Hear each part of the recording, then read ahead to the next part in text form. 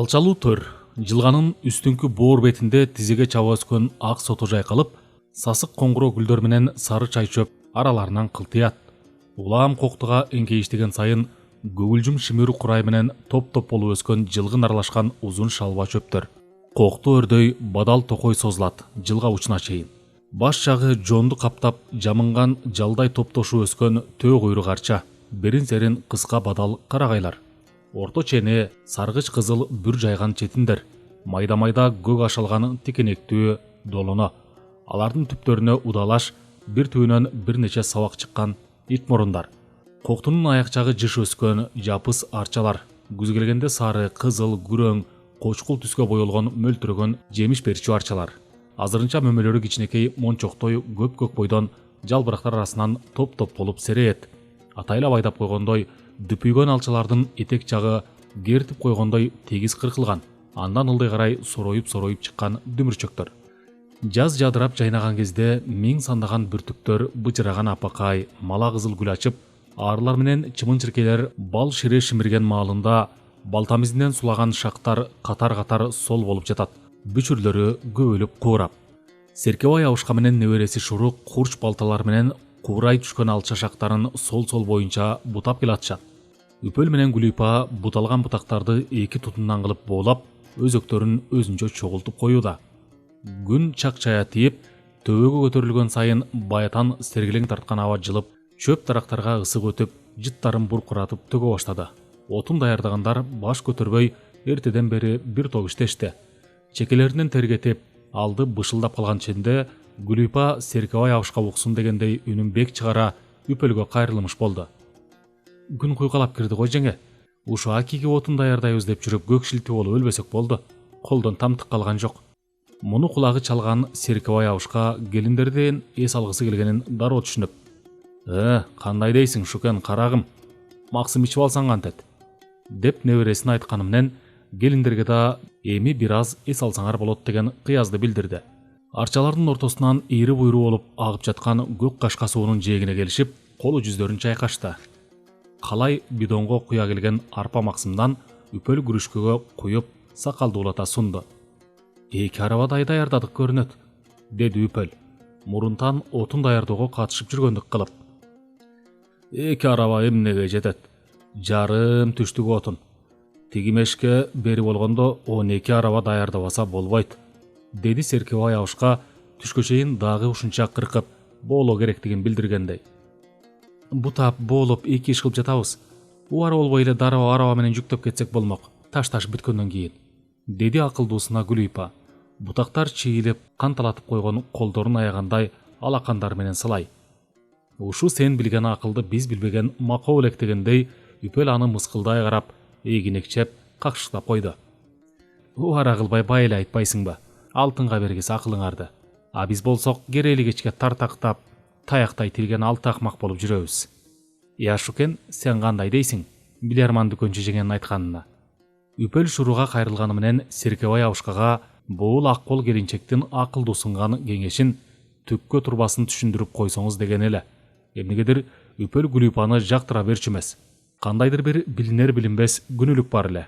Анысы Гүлипа дүкөнчү болуп жүргөндөгү ага жасаган бир аз кирсейген мамилесинен башталган. Бет май упа сүйкөнүп, кашын боеп жазанып түзөнгөн жаш дүкөнчү келин жылкы теппей, жылаан чакпай эле айылдагы шапылдаган тил жаактуу, өңү түсү деле Кудайга шүгүр, эгер упа эндик сүйкөнсө, керилген келишимдүү келин болор түрү бар тиш каккан Үпөлгө, абалким анын дүкөнгө келген сайын бебиреп, эмнең бар, эмнең жок, качан ап келесиң, качан коесуң деп бышык сынганынандыр чүйрөйө карап керсейип койчу. Буга Үпөлдүн күйбөгөн жери гүл болчу. Чынын айтса, Гүлипа төлөмөр болгондо ушуну көрмөк керсеймат, ырыс кыйды деп табалаган Үпөл. Анан качан ал өзү менен кошо аки бышырганда чогуу кара жумуш иштерин билгенде чырагына май тамгандай эле сүйүнгөн. Көлөкө жерде иштемиш болуп көбө түшкөн ак кол ак жүштү көрөбүз эмдеп жүрчү. Антсе да мына ошол күнүлүгүн сыртына ачык чыгарбаганы менен Гүлипа бир жерин алдырып, же айрылтып алса, чарчадым деп калса, Үпөл ичинен табалап ала турган. Азыр да ошентип отурбайбы? Шуру болсо Үпөлдүн кууланганын түшүнбөй эле энесинен үйрөнгөн сөзүн кайталады. "Көп көргөн адам көсөмөл, көп уккан адам уламал. Апей Шукен, көп көргөн адамың дүкөнчү жеңең бе? Деп кайрадан какшык соктурду Үпөл. Серкебай абышка Үпөлдүн Гүлипага тийише баштаганын дароо баамдады. Күңкүл сөздү токтотоюн деди. Отунду жеринде кыркып боолап койгон эле жакшы. Жүктөгөнгө жеңил, жыйганга жеңил. Дароо жакканга даяр. Ошо мешке ылайыктап боолап жатпайсыңарбы, Шукен? Карагым, жеңеңдер менен тиги өйдөрөктөн көбүргөн терип келбейсиңби? Ошент Шукен, деди Үпөл да кошумчалагандай. Гүлипа жеңеңе көрсөтүп кой көбүргөндү. Чөлдүк эмеспи, тоо көрбөгөн. У коргошун жеп албасын. А мен болсом көлөкөлөп тук эткеним артык. Ачуу көбүргөндөн. Үпөл атайлап эле Гүлипанын тоо этегинен алыс айылдык экенин, тоонун чөп чарынын аттарын билгени менен ажырата албаганынын чет жакасын көргөнүнөн улам чөлдүк деп сөз тийгизип жатканы. Гүлипа деле Үпөлдүн ага тийиштик кылып кычык сөз кыстарып жатканын билип туруп эле, билсе да билмексен, укса да укмаксан болуп, кулагынын сыртынан кетирип, тиги ага жаштыгына, чырайлуулугуна, түйшүгү жоктугуна ичи күйгөндөн ошентип жаткандай көрүнүп, ичиң күйсө туз жала, айта берип акыры тажарсың дегендей көңүл кош болуп койчу. Жүрү анда келинчек, деди Шуру ордунан туруп. Келинчек дегени да энесинен укканы. Серкебайдын кемпири Үпөлдү Үпөл деп эле чакырып, Гүлипага келинчек деп кайрылчу. Анткени алда качан көз өткөн кайненесинин аты Гүлипа экен. Тергегени тура көрсө. Жүрү карагым, деди Гүлипа негедир Шуруну чоң атасындай эркелете, демейде Шукентай деп эле кайрылчу. Экөө суу бойлоп, бадалдардын арасы менен өрдөп кеткен жалгыз аяк жолдо ээрчишип жөнөдү. Алдыда Шуру. Бир аз узаары менен ал аркасына кылчайып, Гүлипага суроо салды. А сен неге чөлдүк деди келинчек? Чөлдүк эмесмин. Чөл деп Үпөл жеңеңин айтканы. Бактарак аябай көп биздин айылда. Тала бүт көк, эгин, беде, кызылча, атыгүл саздак жерлер бар, кара суулар бар. Айылдын астында. Коондарыбыз аябай жакшы бышат. Илгери чөл деп койчу экен, ысыгынан, суу жетпегенинен. Ырас, айылыбыз тоодон алыс Шукентай. Чын эле көргөндү көргөн эмесмин. Атыгүл могул бадалдардын атын билбейм. Ай койчу калпычы десе, калпырыс кесет дейтинем. Ой буйрбасын, чын айтам, билбейм. Шуру токтой калып Гүлипаны таңыркай карап калды. Анан тигинин чын эле күнөөлүүдөй муңая жылмайганын көрүп, калп айтпаганын сезди. Суунун боюндагы Гүлипанын ар жагында турган топ-топ болуп өскөн четинди көрсөттү. Аркаңдагыны эмне дейт? Кайсыны? Алдагы өскөн жыгачтычы. Гүлипа ийинин кушурду. Ал деген четинди, тилимин учу кетилди. Эми билдиңби? Тиги башын ийкеди. Шуру алдыга басып баратып, долонону көрсөттү. А бул эмне? Гүлипа билбейм дегендей башын чайкады. Бул деген долоно, ушун да билбейсиңби? Укургум долоно, ууруда бөрү жолобо, ууру бир келсе уштайбыз, бетин бир айрам уштайбыз. Камчымдын сабы долоно, капыр бир ууру жолобо, капыр бир келсе кармайбыз, кардын бир жарып жайлайбыз. Ушундайырды чоң энең үйрөткөн жок беле сага? Сенин чоң энең бар беле келинчек? Бар болчу, көп болду көз өткөнүнө. Чоң энем сөзгө жок эле Шукентай. Ошондой кантип болсун? Анда сен акма кулаксың го. Энем айтат, акма кулакка канча айтсаң агып калат, куйма кулак куюп алат дейт. Мүмкүн, акма кулак окшойм. Сага ушунун баарын чоң энең үйрөттүбү? Энем, анан ким үйрөтмөгөлө? Айта берет. Сен табышмак билесиңби келинчек? Чала була билем. Айтчы анда. Гүлипа бир аз ойлоно мектепте окугандагы табышмактарды эстеди. Эстедим эми. Жандырмагын тапчы. Муунчак, муун ала түйүнчөк, 8 кыздын энеси Селкил деген келинчек. Бул эмне эничек? Ал деген камыш. Билбей калыш намыс. Коёнду камыш өлтүрөт, эрди намыс өлтүрөт. Бул оңой табышмак. Сен айтчы, мен жандырайын, деди Гүлипа. Шуру басып баратып токтой калды. Оюна табышмак түштү окшойт. Багал кийик, багал чактуу жүндүү кийик, кашык толбос кандуу кийик, казан толбос эттүү кийик. Кана айтчы эске түйүп, деп сурады Шуру. Мындай табышмакты өмүрүндө угуп көргөн эмес Гүлипа. Таң калганы ал тургай айрым сөздөрүн укпаптыр. Көзүн жалдырата Шуруну тиктеди. Өлөйүн билбейм. Биринчи угушум. Өзүң айтсаң Шукентай. Эми эле айтпадым беле? Качан? Казыр элечи, коён деп айткам. Коёнбу? Коён? Ушул жерде коён да бар. Мурда көп болчу, азыр аз. Келей салалы Шукентай. Көлөкөгө, деди Гүлипа асты тешик көк майсаң сайт алдын түбүнө жеткенде. Чарчадыңбы? Чарчадым. Өр турбайбы? Отуралы, Көлөкөгө бутту сунуп коюшуп жанашып отурушту.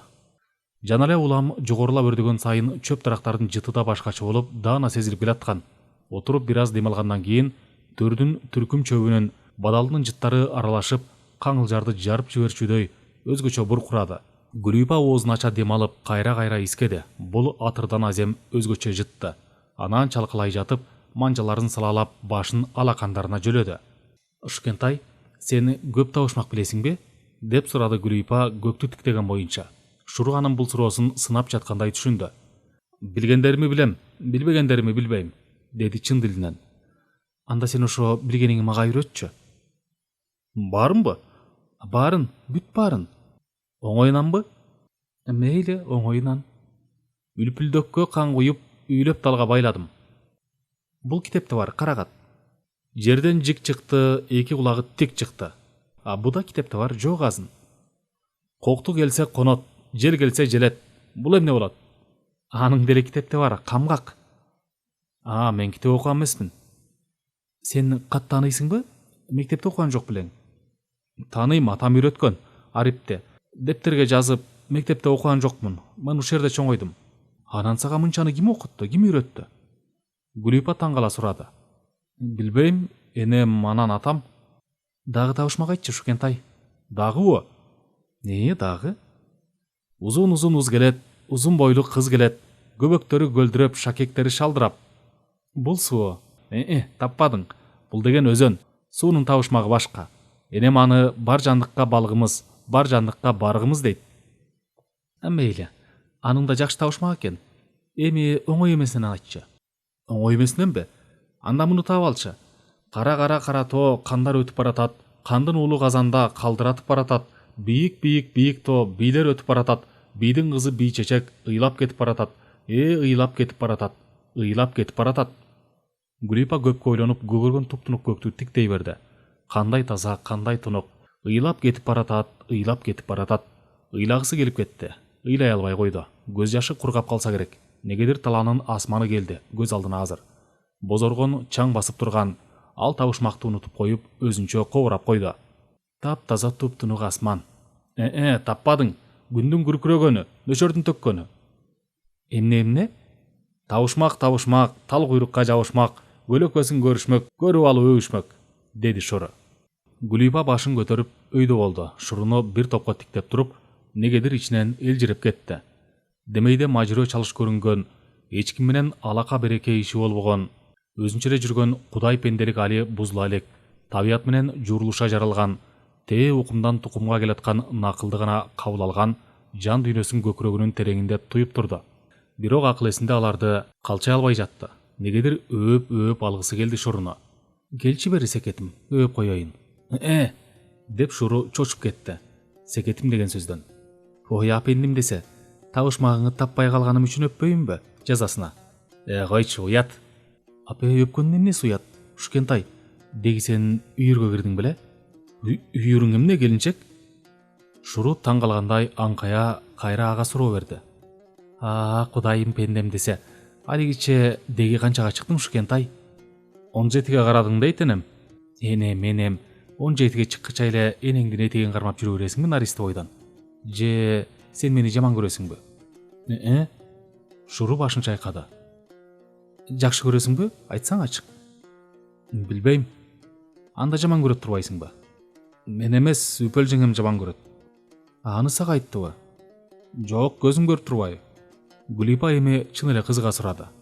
Дагы ким жаман көрөт мени? Башканы билбейм. Ким жакшы көрөт? Билбейм. Кичине Касен байкем, анан ким? Айтсаң, Ушкентай?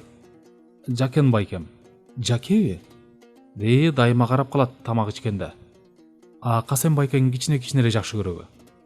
Энем айтат, талайлары тайкы деп. Мени дагыбы?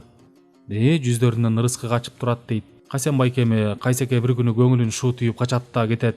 Шайтаны алып учуп азгырып турат дейт. Аны кайдан билет энең? Же төлгөс айтабы? Билбейм, өзүң төлгө салдырбайсыңбы, келинчек? Гүлүйпанын ою он сала болуп, көңүлү кайт боло түштү. Ордунан шарт туруп, көйнөгүнүн аркасын сылап тазалаган болду. Кеттик кайра. Көбүргөнчү? Деп сурады Шуру эмне болуп кеткенин түшүнбөй. Көбүргөнүңдү көрөйүн деген көзүм жок. Баятан жайдары болуп жакшынакай баарлашып жаткан Гүлипа заматта чыртыя түштү. Эми экөө өрдөн төмөн карай ээрчишип жөнөштү. Алдыда Гүлипа аркасына кылчактабай, жол боюндагы бактардын бутактарын колу менен серпип ачып, аркасынан уда келаткан шоруну улам бутакка чаптырып баратты.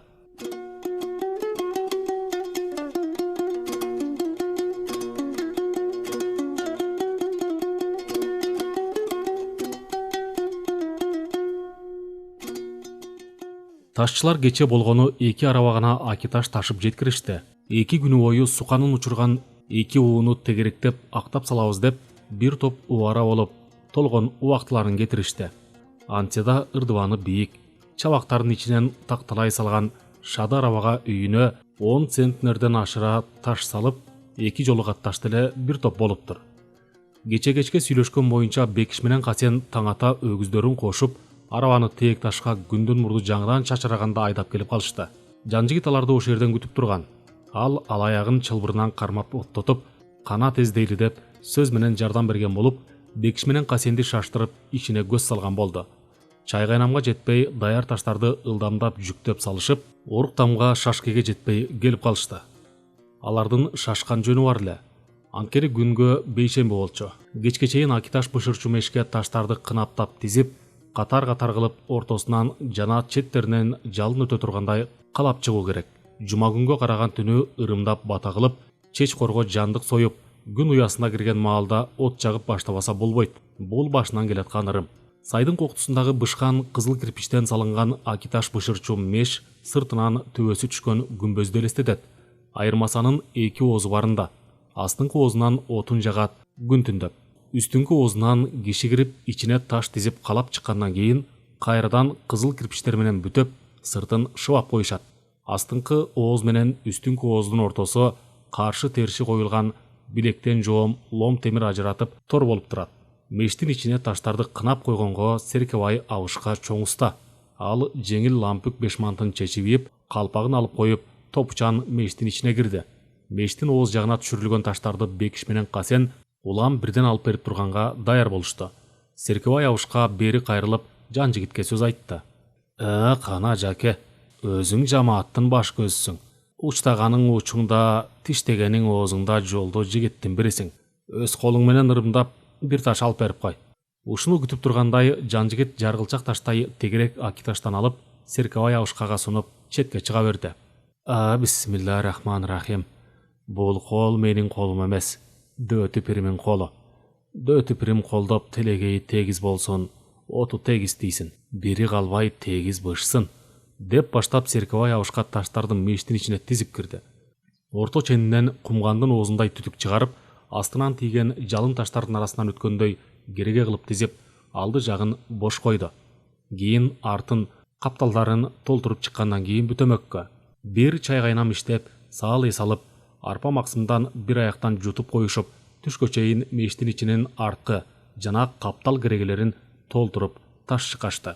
Күн төбөдөн тийип куйкалап киргенченде түшкү тамакка олтурушту. Таш көтөрүп чарчаган Серкебай абышка Бекиш, Касен үчөө буту колун кере кыйшайып, тук эте уктап алышты. Анан кайрадан акиташ таштарды ошок жаккы керегесине тизип киришти. Кеч пешимде мештин үстүңкү оозун бышкан кызыл кирпич менен бүтөп, сыртын зымылдата шыбап ташташты. Эми акыркы ырымын күтүп калышты. Бул ырым Серкебай абышканын айтуусуна караганда илгертен келаткан ырым. Кырманда алгач кызыл бастырганда түшүм мол жана берекелүү болсун деп чечкор кылып, улак же козу союп тилөө өткөрүшчү экен. Ошол эле ырымды күмбөз курууга кайната турган кыш жасаганда да колдонуп жүрүшүптүр.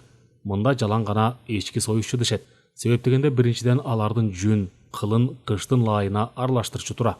Отко бышырганда жарылбасын деп, экинчиден ошо бышырылган кирпичтер дагы бекем болсун дешип, союлган эчкилердин чычыркай карын майларын чоң казанга сызгырып, эриген майына бышкан кыштарды дагы бир кайнатып алышчу экен.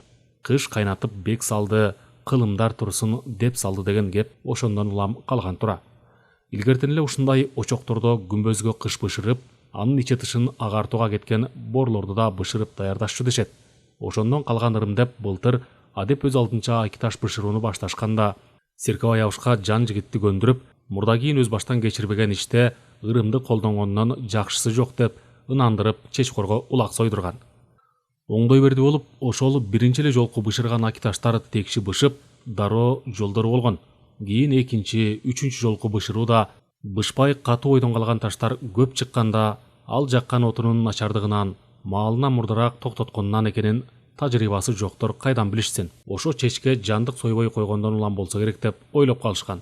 Кийин ар бири жаңы от жагып, аки бышырган сайын чычкан мурдун канатпасак болбойт деген чечимге келишкен.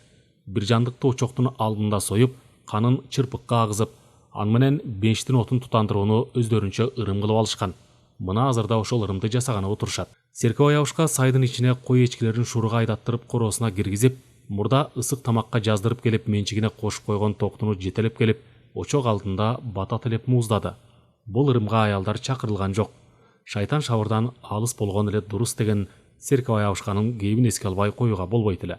Дөтү пирдин жолуна арналган ак тилекте. Токтунун жаңы чыккандан кийин буттарын чечип, Серкебай абышка Бекиш менен Касенге бирин алдыңкы шыйрактардан карматып, экинчисин арткы шыйрактарынан алдырып көтөртүп, башын салаңдата мойнунан шүүшүн канын тамчылатып агызган боюнча тамдардын алдындагы очоктун жанына алып келдирди. «Эме карагым, жиреп тур. Кайра келип өзүм жиликтеп берем», деп Серкебай абышка токтуну мууздаган макисин Шуруга сунду. Шуру атасынан макина алып, токтуну чалкасынан одара алдыңкы шыйрагын өйдө тартып, муунап киргенде тигилер кайра сайга түшүп кетишти. Таш бышырган мештин жанында калган жан жигит буйрса баары жайында болду окшойт дегендей ичинен ыраазы болуп, сол колу менен бөйрөгүн таяна, төрө папиросун казбегин чычайта оозуна кармап, бурулдата тартып турду. Ал мындай учурда Серкебай абышканын айтар сөзүн күтөт. Анын эмне деп айтарын да жакшы билет. Ал ошондон өзүнүн башкалардан жогору турарын сезет. Ошондон канаатталат. Ооз учу менен эле айткан сөзү, кол учун эле тийгизген иши калгандар карапайым бакырлар үчүн милдеттүү жасай турган, аткара турган иши деп түшүнөт. Кызмат абалга жараша, мейли ал кичинекей болсун, төрөпейилдик күтүү анын да канына сиңген оорулардан. Канча кылса да бир уч жамаатты башкарган, кам көргөн, алтыгүл бөлөктөрдөн алда канча дурус жашатып жаткан өзбеги. Демек, ал жерде ал бирден бир кожоюн. Ансыз эч нерсе болууга тийиш эмес. Ал жерде анын алдына эч кимдин өтпөсү милдет. Алтыгүл ага ал жерде баарына уруксат. Кичинеби, чоңбу, бийлик деген бийлик. Аны тоотпой коюу, чийинден чыгуу. Бул эзелден келаткан мыйзам. Ушундай түшүнөт жан жигит өз вазипасын, герт башынын милдетин. Бул аны жеке эле оорусу эмес, бийлик оорусу бар жерде элпек багынуучулук оорусу жанаша жүрөт. Ал түгүл ал жайылып кетет эмеспи? Журт башкаруу, жамаатка баш көз болуу ар кимдин эле бешенесине жазыла бербейт. Ар пенденин өз орду, өз насиби бар деп ойлойт Серкебай абышка. Ошон үчүн да анын үстүнө жыты тууган болгон үчүн да ал жан жигиттин золобосун карапайым бакырлардын алдында көтөрүп койгондо наркты баалаган сакалдуулук жолун деп эсептейт. Жаке, кандай дейсиң? Башта аруак болду окшойт. Анда өзүң ак жолтой жеңил колуң менен дөтү пирибиздин очогун тутандырып кой, деп Серкебай абышка жан жигитке кайрылып, бая токтунун мойнуна төшөп кан агызылган чырпыктарды мештин очогуна салып, куураган ак куурайдан тутамдап, очокко эңкейип жүрөсүңбү, ушул жерден эле тутантып бер дегендей алдына тосту. Жан жигит галифе шымынын чөнтөгүнөн ширеңкесин алып чыгып, 3-4 башын бириктирип чагып, куурайдын алдына тосту эле заматта дүрт этип жанып кирди. Серкебай абышка эңкейе отура калып, очоктогу чырпык алдына тутандырып куураган ичке чырпыктарды колу менен сындырып, үстүнө таштай баштады. Аңырайган чоң очоктун алдына чок түшкөнчө Серкебай абышка улам чырпыктарды бир тутамдан салып, өзү от жакты. Анан эми кезек нөөмөт силерге келди дегендей ордунан турду. Жакшы тутанды. Корулдатып өйдө жакшы тартып атат. Нөөмөттөшүп, тындырбай жага бергиле, деди Серкебай абышка Бекиш менен Касенге. Бекиш, сен былтыртан бери от жагып жүрбөйсүңбү? Касенге дагы жакшылап көрсөтүп кой. Асты гүлгө толуп кетпесин. Калак күрөк менен өчкөн чогон гүлүн кайсы маалда чыгарып турарын көрсөт. Болбосо өткөн жолкудай очокту жалаң гүлгө толтуруп алып, отунду каяка жагарды билбей жүрбөсүн, деди жан жигит. Келип кетип карап турам. Жүрүңүз молдоке. Кечки оокаттын камын көрүңүз, деп Серкебай абышканы ээрчитип, үйлөрдү көздөй басты. Так ушул учурда төбөсү түшкөн күмбөздөй зор мештин түндүгүнөн созулонуп чыккан капкара түтүн улам жогорулап, жогорулаган сайын кеңейип, азаздан бийиктеп көтөрүлүп, күн уясына жаңыдан кирген маалдагы айнектей тунук боло түшкөн асман жүзүнө каратак түшүрүп көйлөгөнү жайылып бараткансыды. Күн батып бараткандагы сайранын баштаган өзөндү бойлоп өскөн талдар менен чычырканактарды мекендеген ар түркүн чымчыктар түтүндүн ачуу жытынанбы же удургуп созолонуп чыккан капкара түтүндү көрүшкөндөбү бир заматта эле безеленген үндөрү тып басылды. Ага сагызгандар да себепчи болду көрүнөт. Демейде короо четине жакын учуп келип кызарган нерселерди аңдып турушчу сагызгандар өзгөчө тынчсыздана шакылыктап учуп конуп бул тегеректен алыстай башташты. Жан жигит менен Серкебай абышка Шурунун жанына киргенде ал токтунун терисин жиреп бүтүп койгон болчу. Мына эми өзүңүз жириктеңиз дегендей Шуру чоң атасына макисин сунду да жанындагы кумганды алып колуна согойду. Ош Кентай, герчону очокко куйкалап бышыра сал. Байкең жакшы көрөт эмеспи? Ооз тийип турсун, деп Серкебай абышка токтунун кардын жарып кирди. Шуру бая чыгарып койгон герчөнүн иш жагынан узун турасынан тилип, туз сээп темир шишке сайып алып, очокто күйүп жаткан отко куйкалап кирди. Үпөл ичеги карындарды чоң чарага салып алып, суу жээгине кетти. Төлгөчү кемпир тигиндейрээк эмне кыларын билбей турган Гүлипаны жанына чакырды. Ай, аш тапайын келинчек, бери кел. Карап турбай баш шыйрактарды алып барып, тиги мээнетчилерге куйкалатып келе кал. Чоң тапка бат куйкаланат. Ме, бул жайпак табакка салып ал. Көйнөк башың кам болбосун. Гүлипа Серкебай абышка кесип берген баш шыйрактарды патноско салып, сайды көздөй басып аркасын жалт карап жөнөй берди эле жан жигит аркасынан басмакчы болуп баратып, астапыралла деп токтой калды. Серкебай абышканын төлөө учурунда жакшылык менен жамандыкта арам ойлогон, арамдыкка баспаган жакшы деген кеби оюна түшө калды. А кичи Акиташ бышырган учурда ал түгүл арак ичпөөгө кеңеш берчү. Анча мынча кызып калышса шайтан азгырып уйкусурап, от жагууну өзгүлтүккө учуратып коюшу ыктымал. Андыктан аны ишти бүтүргөн соң таштын бышканына көз жетип, от жагууну токтоткондон кийин тойлоп баштасаңар болот деген кеңешин эске алчу. Молдокесинин айтканында маани бар экенине ынанчу. Ошондон уламдыр Үпөл менен байланышын небак эле үзгөн. Анын себепчиси Серкебай абышка да болду көрүнөт. Ага кошумча Зейнесинин да бир жолку айтканы катуу сөзү болду. Былтыр Бекиш менен Акиде чогуу иштеген кеңкилдек Ооз Маңканын этегин баскан шалтырук чекир көз аялы эркектер Акиташ бышырып түндөсү от жагып чыккан учурларда жан жигиттин Үпөлгө барып жүргөнүн өз көзү менен көргөн имиш. Ошону жагынайын дегенби Зейнеге четин чыгарып айтып койгон экен. Жан жигиттин жумалап оруктамга түнөп үйгө каттабай калганына аябай арданган Зейне бир жолу чындап уруш чыгарган. Чыгарганда да маселени кабыргасынан койгон. Жете таңги болуп жүргөнүң. Кыздарың бойго жетти, жа дегенде шалтырук аялдар кеп кыла баштады. Бекиштин алдында эл журттун көзүнчө абийириң айрандай түгөн. Көтүңдү эми кыз, деп айткан. Так ушинтип айткан. Зейнеден мындайды күтпөгөн жан жигит чынында эле чочулай түшкөн. Зейне 2-3 күндөн кийин айылга келип калган, Серкебай абышкага да кептин четин чыгарган. Молдоке, иниңиз тууралуу ушак кеп угуп атабыз. Өзүңүз кояй дебесеңиз, эл журттан чыгып калбасын. Биз чыдап келгенбиз, чыдайбыз. Башкалар аныгын билсе, ошондо баарыбыздын шермендебиз чыгат. Мурда деле шексинип жүргөн Серкебай абышка жан жигиттин өзүнө Зейненин акыл эстип айткан кебинин четин чыгарган. Ал тургай 2-3 жолу чалабышкан Акиташтардын себебин да ошол арамдыктын кесепетине такаган. Так ошо кыйды Молдокесинин кеңеши боюнча ал Бекиш менен Үпөлдүн үйүндө отуруп кеп баштаган. Ой атаңдын Ооз Урайын Маңка Ооз менен жанагы чекир көз шалтырук аялы же жарытып иш кылбас болду. Ой кеңкилдеп Маңканын каяш айтканын антесиң? Араб айдаган мен, өкүздөрдү баккан мен, отун кырккан мен, таш ташыган мен, ой жемелегениң да мен деп калыптыр. Итке сөөк салып семиртсең өзүңө кабат деген чын. Ой бок чыгарып чылада жүргөн жеринен жайлоого чыгарсам, айткан каяшасың антесиң? Шалтырук аялычы күңкүл кеп чыгарып, куда сөөк болчу кишилердин ортосуна от жакысы бар. Ай көрө албай жүрөт биздин үй бүлөнүн жакшы мамилесин. Бул жаратпай чыласына кайра жиберейин. Кандай дейсиң я беке? Деп Бекишке кеңешкен болгон. Ошондо чалабыла шексинип жүргөн Бекиш жан жигиттин актыгына ишенип, ал Үпөлгө жакшы аяш катары мамиле жасап жүргөн турбайбы деген ойдо калган. Үпөлгө жеке жолукканда жан жигит: "Үпөлжан, биздин оюн бүттү. Жакшы түштөй эстеп гана жүрөлү. Зейнеда чыр сала турган түрү бар. Бекиш байкуш кеңдигинен байкабай, билбей жүрөт. Жаштык мастык экен. Токтотолу, жарайбы Үпөлжан?" деген. Ошондон бери жөн гана сый мамиледе алар. Калп айткан менен болобу, кийинки кездерде жан жигиттин көз оту Гүлипага түшүп жүргөн. Чытыраган жаш келиндин айрым учурларда мыйыгынан жылмая шылдыңдагандай мен мына ушундаймын деп турганын баамдай калганда, аты саал мурдарак кезиккениңде эмне деп калчу ичинде. Жана баяда кылчая жалт карап сайды карай басып кеткенде аркасынан кошо баскысы келгени да ошондон. Жакен байке кирчөңүзбүшты, деди Шуру саал бир аздан бери ой учугун улап кеткен жан жигитке. Дурус Шукентай, атаңа ооз тийгиз, анан калганы жетет мага. Казанга ченеп эт салып жаткан Серкебай абышка Шуру четинен кичине кесип берген керчөнү оозуна салып, байкеңе алып барып бер, табакка салып, деди. Жан жигит керчөдөн өзү ооз тийип, бир кесип Шуруга сунду. Кой, жакшы бышырыпсың, бар атаңа жардам бер. Көгүм кире баштады.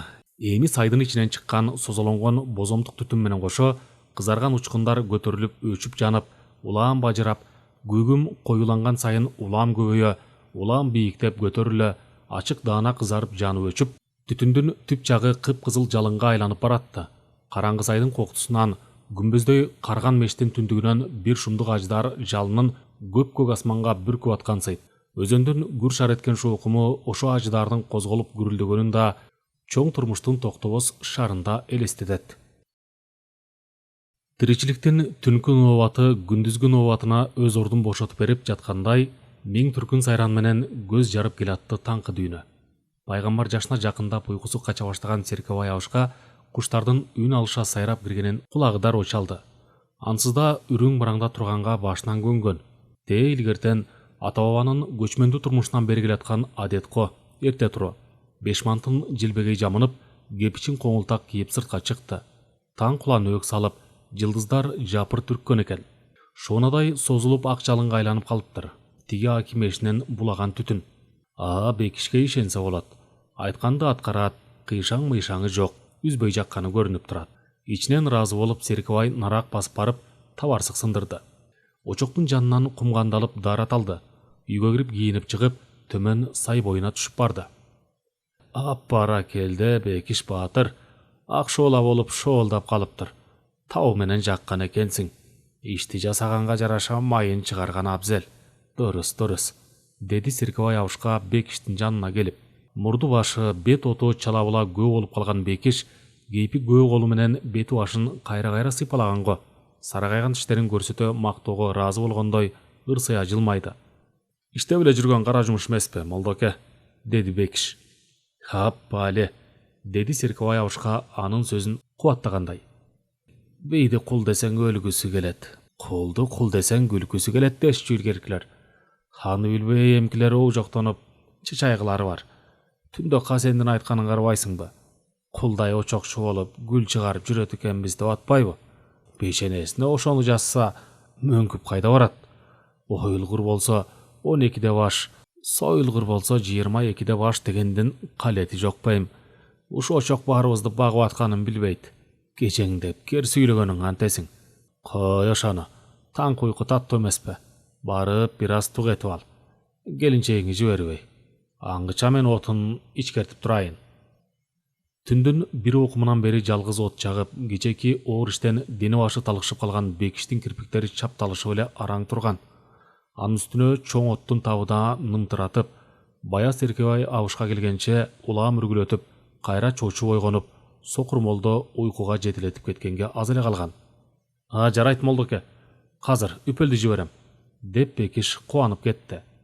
Эрте турганга жетип көндүм болгон жан жигит да Серкебай абышканын үйүнөн чыкты, китилин жилбегей ийнине салып. Түндөгү токту этине ныксырап жакшы уктап чыкканынан көңүлү жай эле. Сай ичинен созолонуп чыккан ак жалынды көрө баары жайында экенине көзү жетти. Сайдан көтөрүлүп келген Бекиш жан жигитке салам айтты. Ассаламу алейкум жаке, жакшы уктап жай турдуңбу?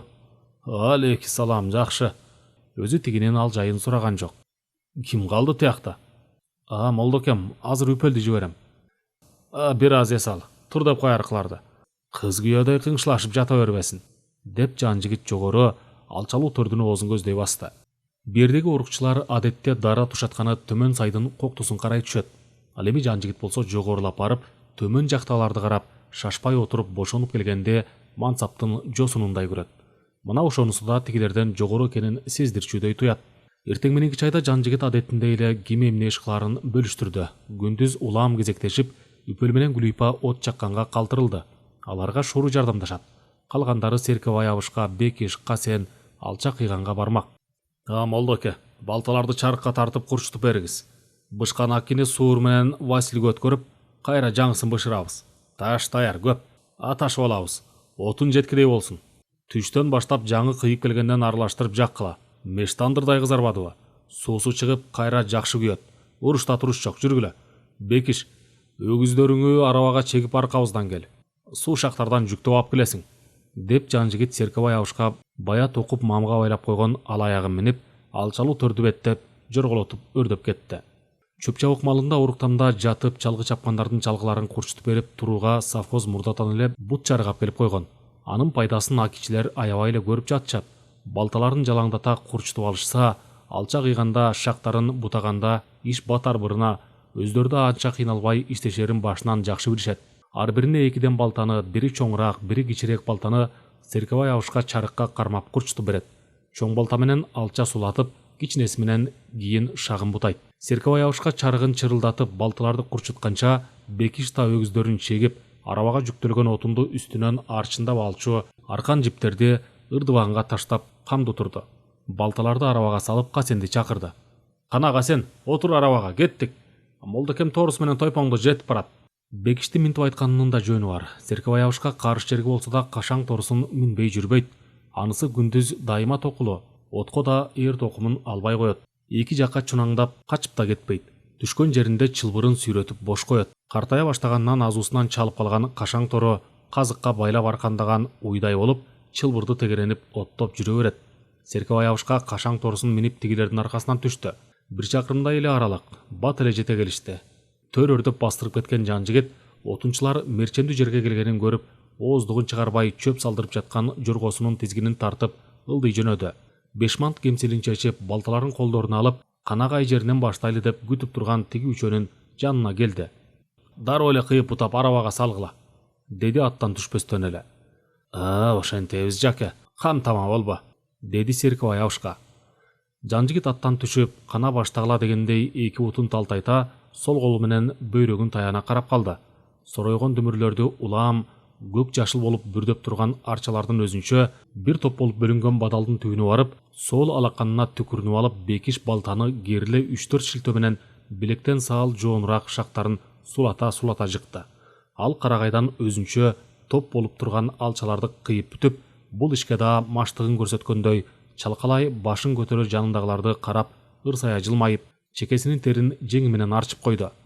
Аны көрүп, күч жана шамдагайлык жактан сенден эч кемим жок дегендей Касен кирди.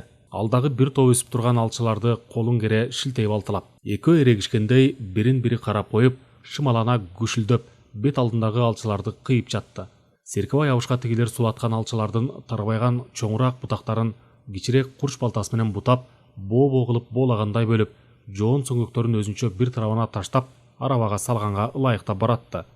Жан жигит турду, бир азга төрө папиросун тартып бурулдатып, тигилердин гүшүлдөп иштеп жатканына шагдан болгондой ыраазы. Алча кыйгандарды маңыроо сезим бийлеп алгандай, нечен жылдап өсүп, жашы келгендери куурап, жетилгендери мөмө берип, данегинен тукум калтырган алчаларды тимиле жылдап өсүп турган чөп курайдай көрүп, тегиз шылып атты.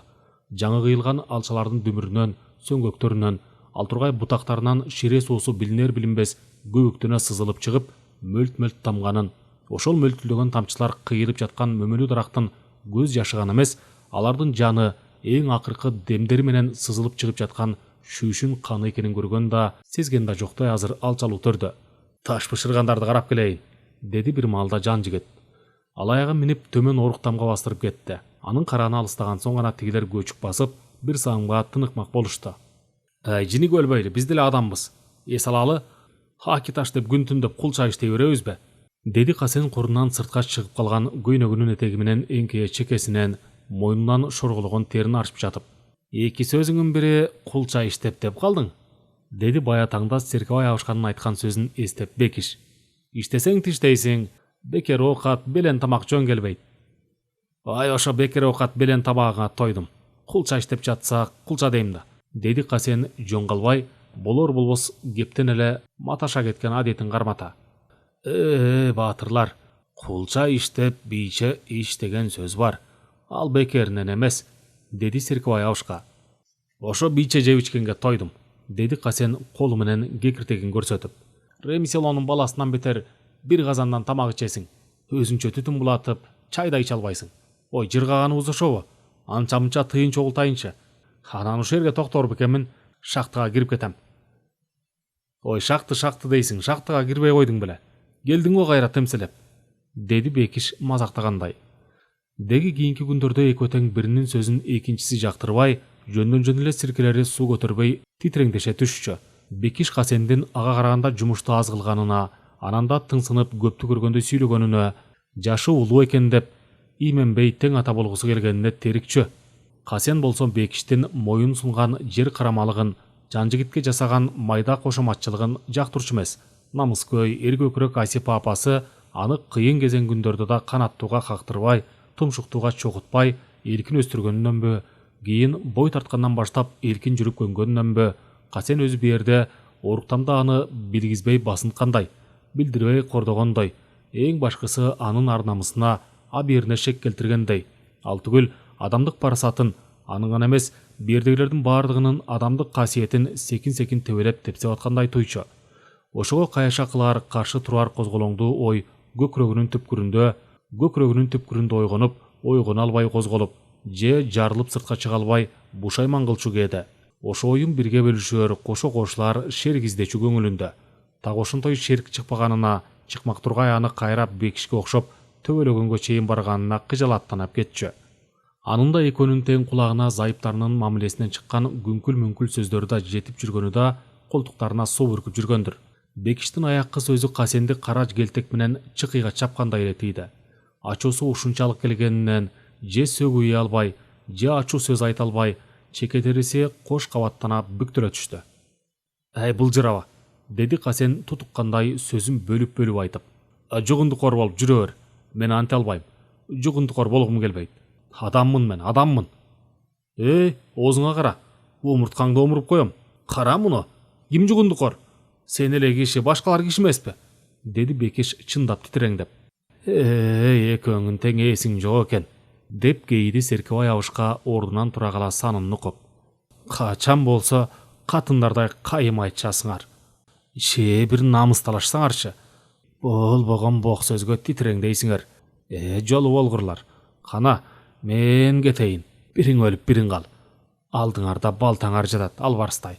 Ажан аялдардай акыйлашпай, алда чапчыкыйга бириңе. Кыйналбай мүрт кетесиңер. Кыжың да, тының да токтойт. Кан ичкиңер эле келип калса, алгыла алдагы балталарды.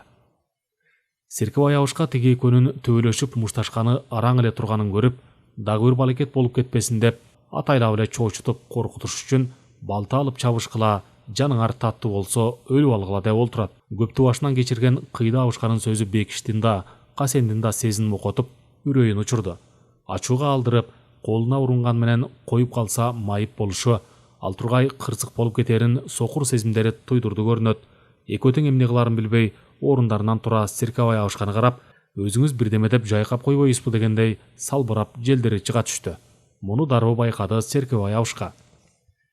Чекишпей, бекишпейт баатырлар. Ачууңарды мага бергиле. Болбогон бок сөздөн кыр чыгарган, жөндөн жөн чыр чыгарган кантип жакшы болсун. Бириң тентек болсоң, бириң жөнтөк бол. Адамдын көңүлүн ооруткандан оор күнөө жок. Бу бейопа дүйнөдө сыйлашып өткөн жөн. Кой, жүргүлө. Отунду арабага жүктөйлү, деди Серкебай абышка. Анын бул сөзү тигилерди бир аз муюткансыды. Үтүрөйө бири-бирине аркасын салып, кыйылган арчыларды боолап арабага жүктөп киришти. Жанжигит меште үпөл менен шуру от жагып жатканын сайдын кырынан эле көрүп, жанына бастырып барбастан, ошо жерден эле ат тизгинин буруп, кайра жогору бастырды. Кийинки күндөрдө ал үпөл менен жалгыз сүйлөшкөндөн оолактап турчу. Анткени Непада үпөл Темурдагысындай кылыктана тийишип калса, шайтан сайып кетеби деп чоочулачу. Канткен менен расында эле бири-бирин жакшы көрүшчү. Бирок баягы сөздөрдөн кийин оолак эле болгон дурус деп чечкен. Анын үстүнө өзүн али жигиттей сезген Жанжигиттин көңүл азгырыгы үпөлдөн алдаганча жаш, жасанып түзөнгөн Гүлүйпага түшүп калган. Ага себепчи да ошо оңбогон жаш келиндин өзү. Касенге күйөөгө чыгардан мурда да, анан берде оруктамда да 2-3 жолу жылмаюусун жама-жайына жыйнап, мына мен ушундаймын деген кейипте тийишкендей наздана карай калып жүргөнүн көкүрөгү көрбөй калган сокур эмес да. Жанжигит молдокесинин эшигинин алдындагы жалпы очокто жеңес менен Гүлүйпанын оокат жасап жатканын көрдү. Бирок аларга да кайрылбастан, башы огон эле боюнча бай карагайдын төрүнө чейин бастырып келмек болду. Серкебай абышканын кемпири казанга нан жапканы жаткан. Очокко көң калап, отун ичкертип Гүлүйпа кол кабыш кылууда. «Апке», деди капилеттен Гүлүйпа демейдегидей апа деп кайрылбастан. Эреркей купуя сырды билгиси келгендей. «Шурутай энеме төлгө тарттырып албайсыңбы?» дейт.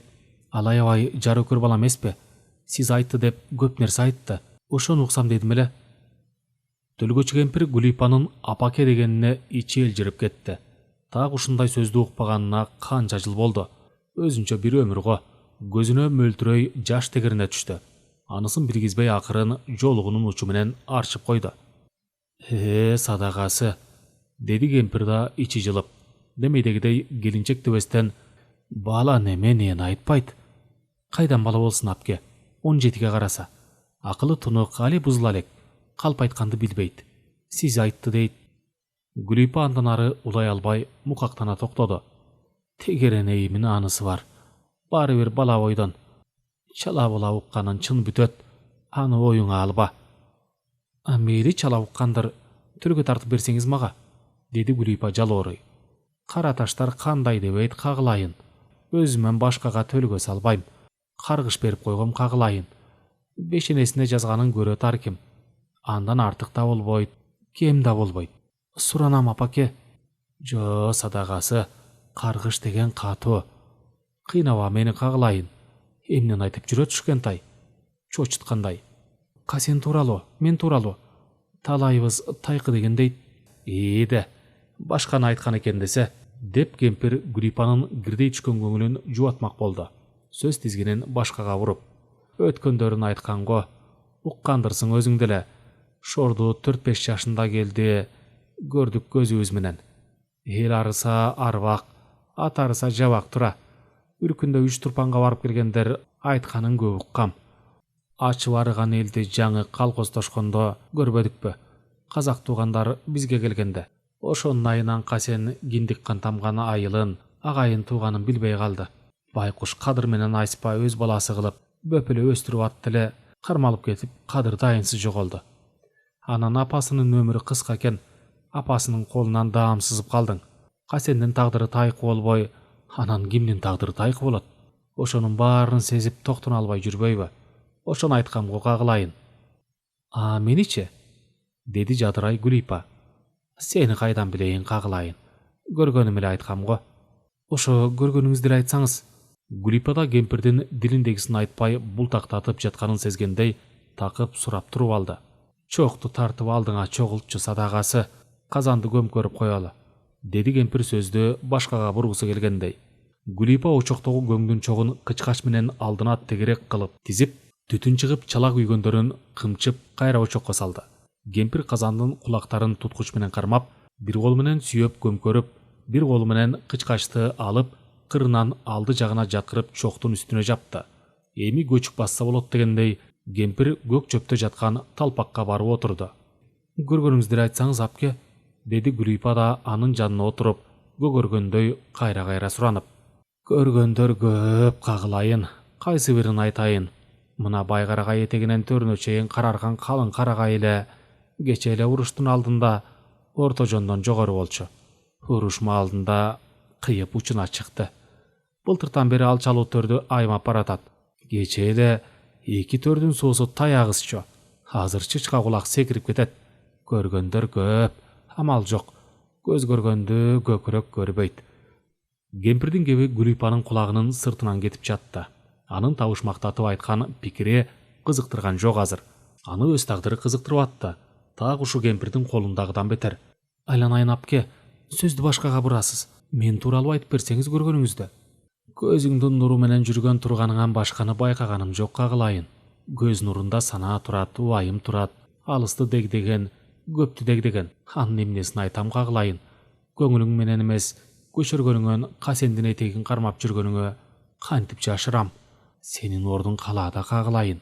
Мойнунан байлаган тайган ууга жарабайт дейт менин абышкам. Анын сыңарындай алдагы аппак колуңа аки деп карарта албайсың, акыры баарына кайыл болосуң. Бешенеңе жазганын издеп жүрөйсүң садагасы». Гүлүйпа кемпирдин сөзүн муюу угуп атып, негедир өзүн үңкүр нанкир сурагынан жеңил желпи өтүп кеткендей сезип кетти. Уйгу туйгу санаа басып, небир түркүн убайым тартып жүргөнү жалган беле. Касенге качан жалындап көңүлү түштү эле. Барына кайыр болуп жүргөнү жалганбы? Ичинде кемпирдин көзү ачык тура деп ыраазы болуп, тагдырынын кандай жазылганын кантип билем деп бушайман эле. Бабыр кемпирдин кебин чын бүтпө садагасы. Тирүү тиричиликте башка түшкөндүн баарын көтөрөт адам баласы. Асты жакшылыктан үмүт үзбө, деди кемпир накыл кебин айтып. Бабырап отуруп алдык көрүнөт. Токочубуз күйүп кетпесин. Кемпир ордунан туруп, очоктун жанынан туткучту алып, казанды кулагынан көтөрүп, эңкейе ичин карап, айлантып тегеретип кайра көмкөрүп койду. Аңгыча Шуру келип калды. Оозу мурдун көө кылып. Аны көрүп Гүлипа бырс күлүп. Келинчек эмне күлөсүң? Деди таңыркай Шуру. Энеси да көө болгон жүзү башын көрүп, жылмайып койду. Тегеренейин. Тим эле сабагыштап келгенсип, көө болупсуң. Көсө кармагандын колу көө деген ушу. Жүзүңү чайкап кел. Ысыкты кошче, деди энеси. Шуру кумгандагы суу менен бети башын чайкап, энесинин жанына келди. Суусап кеттим, максымы чейин деп келдим. Максымда эч, бир чыны айран алачык. Ысык токоч жегенге жакшы, деди энеси. Шуру үйгө кирип максым ичип, кайра чыгып келе жатып, колундагы чыныдагы айрандан шаша-буша ууртап алганы билем, жама жайы эриндери тегерети айран болуп калыптыр. Аны көрүп Гүлипа кайрадан бырс күлдү. Эне, деди Шуру, тигинин оожок күлгөнү үчүн уят кылып, жаман нерсесин чыгаргысы келгендей. Кече бар эмеспи, могу келинчек мени өбөйүн дейт, уят эмеспи дедим. Эмнеге өбөм деп жүрөт бу келинчек? Энеси жылмая сурады. Небересинин чоң киши болуп калганына, башкалар баамдаганына, назар салганына ыраазы боло. Табышмак таппай калган. Анан табышмак таппаса, жазасына өбөт жеңеси. Ал уят эмес тегеренейин, деди энеси. Бары бир өптүрбөйм, оозум бой болот экен, деди Шуру. Кемпир да Гүлипа да жылмая күлүп калышты. Көмкөрүлгөн нан кыпкызыл болуп, текши сону бышкан экен. Энеси Шуруга тегерек токочтордун бош араларына алакандын отундай кылып жабыштырылган күчүк токоччулордон экөөнү чыгарып берди. Ал чыныдагы айранга малып жеп аймап, сайды көздөй басып баратып, Гүлипага кайрылып мындай деди. Келинчек, дагы күлсөң тарынба. Түштөн кийин сага жардамдашпайм, уктуңбу? Ошентти да сайды көздөй оромпой тээп жөнөдү. Уктум, деди Гүлипа жылмайып күлүп, аркасынан узата карап. Бойго жетип калыптыр тегеренейин, деди энеси кубанганын жашырбай. 17ге караса анан эмне? Деди Гүлипа оюнда эч нерсе жок эле. Ошону айтып жатпаймынбы? Жакын жеңеси болгондо эмне? Келин кызга үйүр кылат эле. Өппөйм деп үркүтпөй. Мага үйүр боло баштады, деди Гүлипа Шурунун ага жакшы мамиле жасагысы келгенин айтмакчы болуп. Аркы беркини үйрөтүп койса дагасы, улуу сөздө уят жок. Боз баланы үйүргө жакын жеңеси киргизет. Ал айып эмес, ал милдет. Жеңенин бир саны кайнисиники деген бекерге эмес. Антпесе боз балдар бойдок өтпөйбү? Ал илгертен эле келаткан мыйзам. Айып болгон эмес андайда. Күнөө кылган башка. Аны аягы сыйык кыз айып жасайт, деп кемпир чын дилинен жол-жосунду үйрөткөндөй накыл айтты. Гүлипа уялганынан кызарып, эмне кыларын билбей калды. Муну кемпир да түшүндү. Күн чоң шашке болду. Түшкү тамактын камын көрөлү. Кесмени сонун кезет экенсиң. Чийден ичке чийдей узун кылып. Үпөлү жасаса эле камыры балжырап, сөөмөйдөй болуп калат, деп кемпир Гүлипаны мактап койду.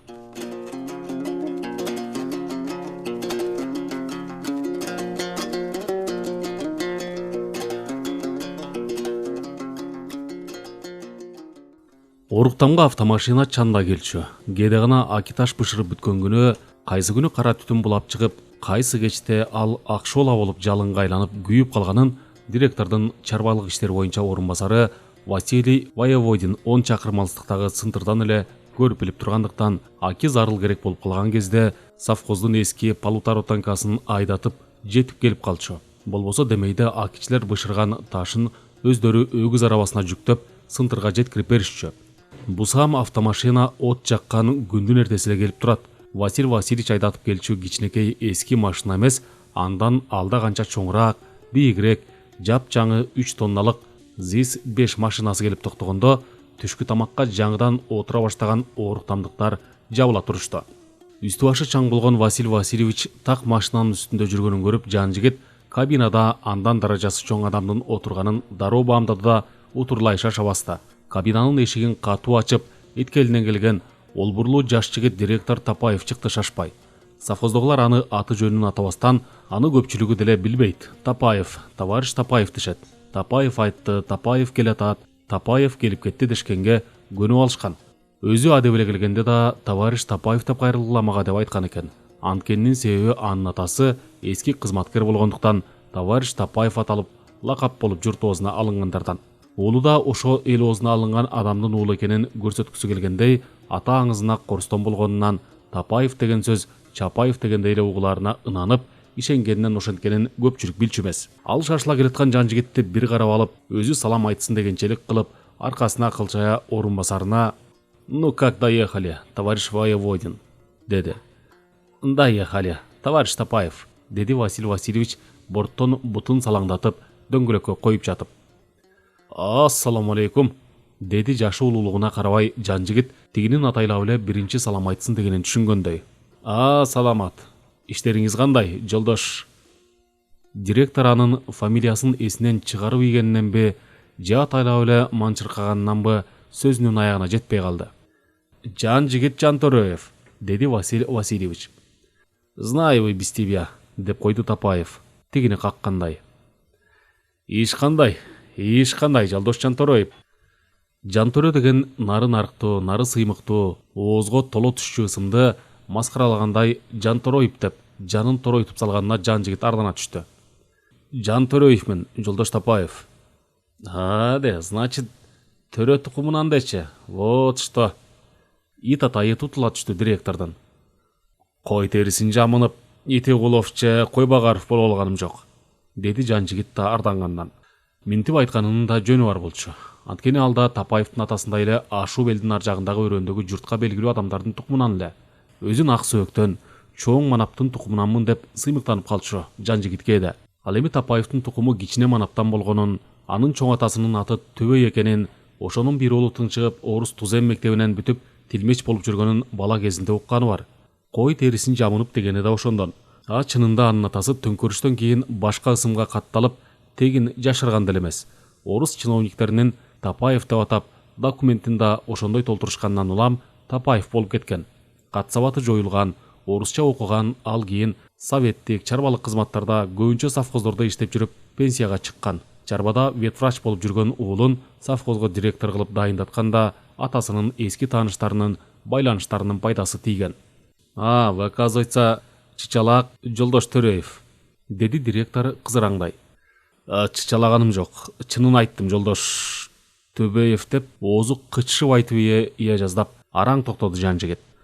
Тапаев, эгер билгиңиз келсе, сиз менен мен бир жерлик, бир тукумдан болобуз. Рас сиз билбешиңиз мүмкүн.